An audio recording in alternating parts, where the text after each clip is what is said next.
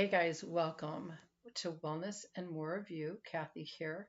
Today's clip is going to be on the compensations. This will be part three. It's long, so I have to break it up. If you email me at Kathy, Kathi, dot wellnessandmore@gmail.com, I will forward you these sheets. It is so good, guys. Sometimes we just need the tools to kind of figure things out. And if you're brave enough to go there, to look at some of these behavior patterns, and they are rooted in beliefs, I can help you with that too. But some of these things, it will show you the compensation itself, part A, and then part B is when you don't have it and what it would look like, your thinking, your mindset, and then your behavior if you don't have it, right? So there's close to 30 of them, and oftentimes, they're generationally handed down. But as adults, we are no longer victims, right? No longer a victim of my own belief system. And that was my goal when I started my healing process 30 years ago.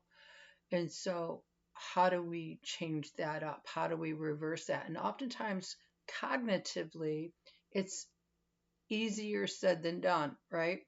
Well, that's because, and if you follow me, you'll know what I'm going to say.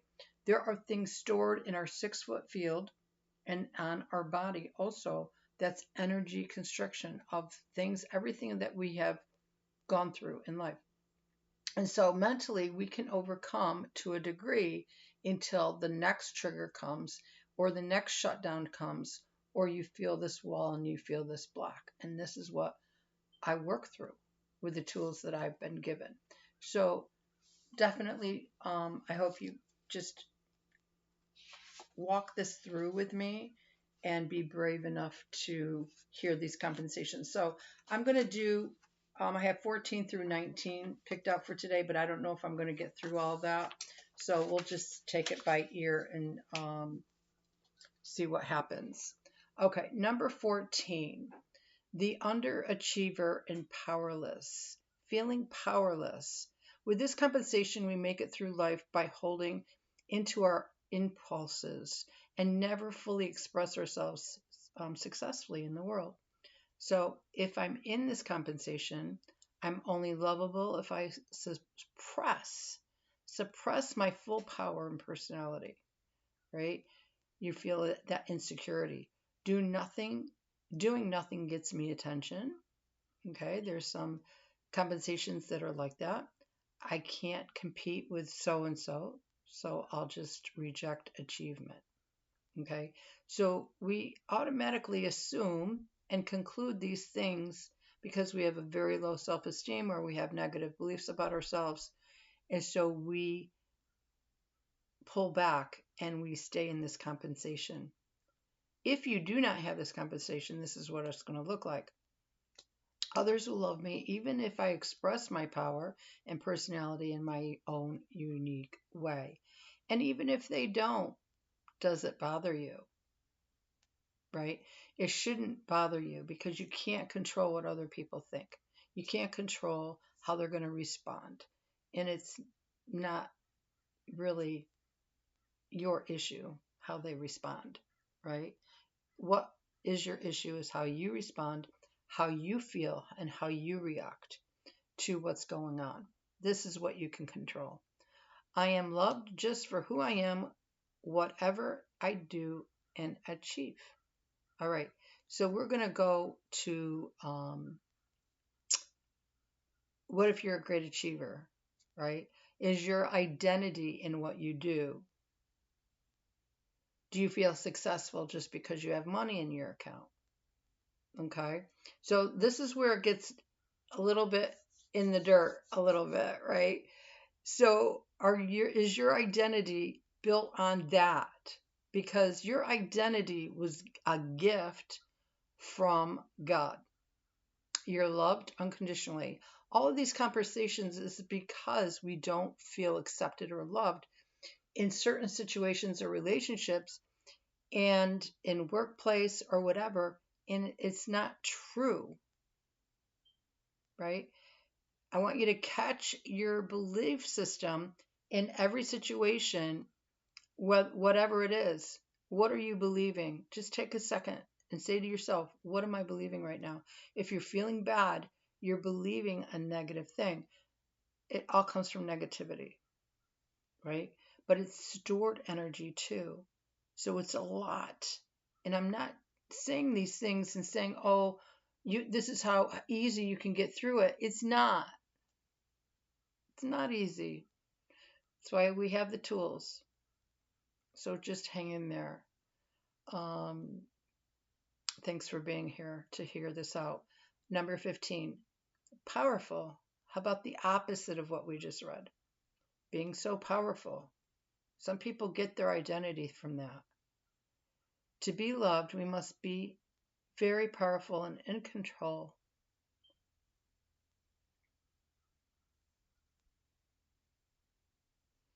We are in control of our choices, that's for sure. But when you think about how much are we really in control, right?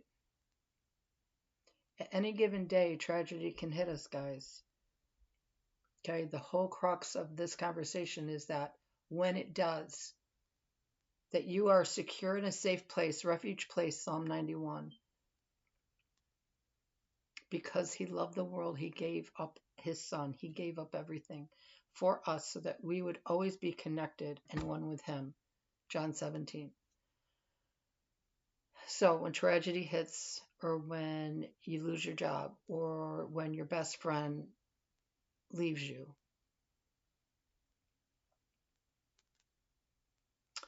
how do you feel about yourself? All of that, I'm not saying you're not going to feel it. That's not what I'm saying. I'm saying, how do you feel about yourself in your identity? That's how you feel is your measuring stick, right? It's what you're believing. What you feel is what you're believing. Outside of tragedies hitting and the external things happening, how does that make you feel? So in this case, being so powerful, I am only lovable when I am powerful and in control. Number B, when you don't have this conversation, this is what it looks like. I am also lovable when someone else is powerful, when someone else has control, and I'm not in that powerful position. I'm still loved. These are so good, guys. You can check how you feel every single day in situations. And you go, is that negative? Okay, what am I believing? So good. So good. All right, moving on. Next one is insecurity. Because were neglected or unable to receive what we needed as infants, we may feel the need to keep people engaged or entertained. This compensation is based on the fear of separation from parents. And so we'll take that fear in all of our relationships until we deal with it, until we get rid of this compensation, until we get rid of this insecurity.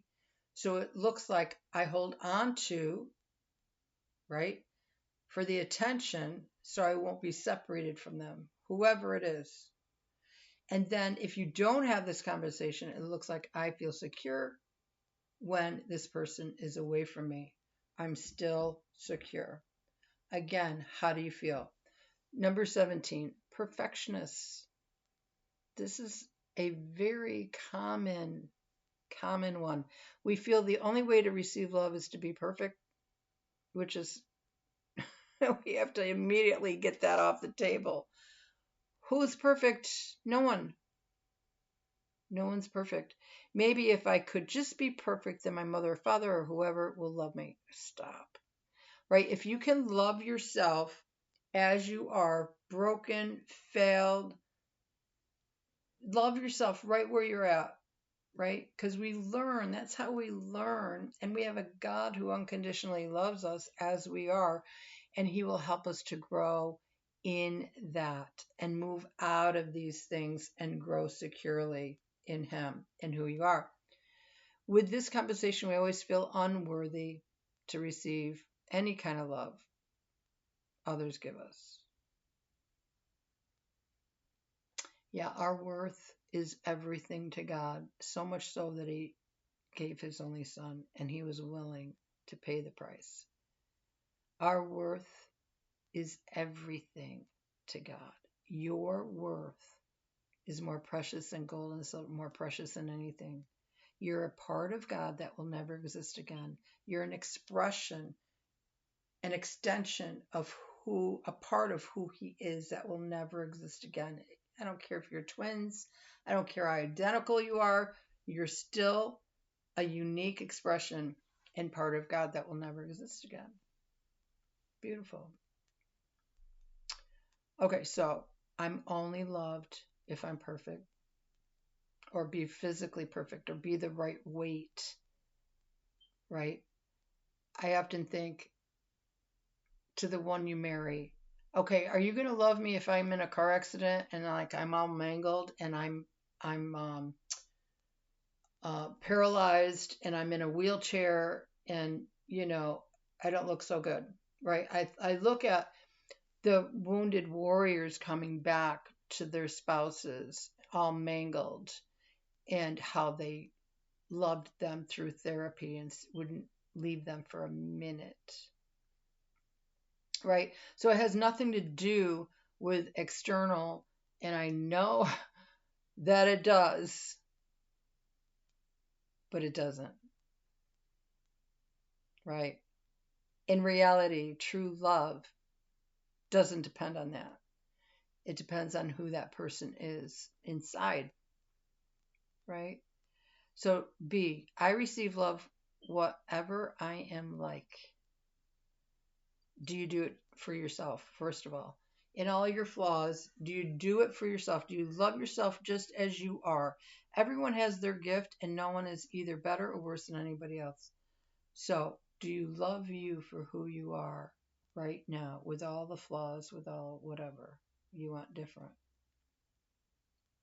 Really good question to ask yourself. Look in the mirror and say, I can love you just as you are. And especially the little girl or little boy that is 5 years old that was hurting, or even a year old, or even in the womb, receiving really bad messages about who you are because your mother didn't want you, right?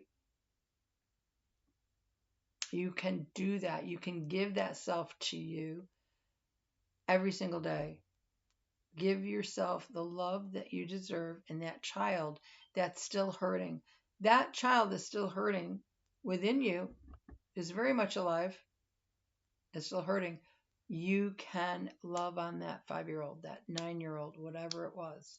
You can do it. Number 18, submissive. We survive and make it through by giving in and being submissive. Okay. That's how we get through work, right? Now I'm self-employed, so I'm good that way. But when you're not, you know what I'm saying? Or with relationships or a fear of being split up, you become submissive. Submission is like surrender to the Lord, right? When you know somebody loves you that deeply, you're surrendered and would do anything for that person. That's not a compensation. That's just pure love. That's how it looks, right? So this is different. This is a different kind of submission. This is an insecurity or a fearful submission. So I'm only loved and accepted if I'm submissive and give in. Like, give yourself a homework assignment. If you do this, stop doing it and see how you feel. Because how you feel is going to be the need to how much love you need to give yourself and receive from the Lord.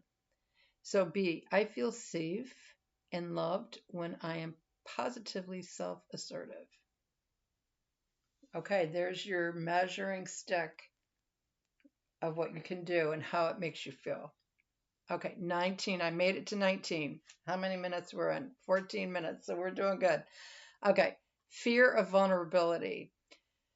Our way of surviving with this compensation is to substitute God in our friendships with the same sex or with somebody for intimacy. We substitute how we were created, we substitute God for that. With this compensation, we tend to withdraw and contract to our inner world. I substitute God, love of God for human love.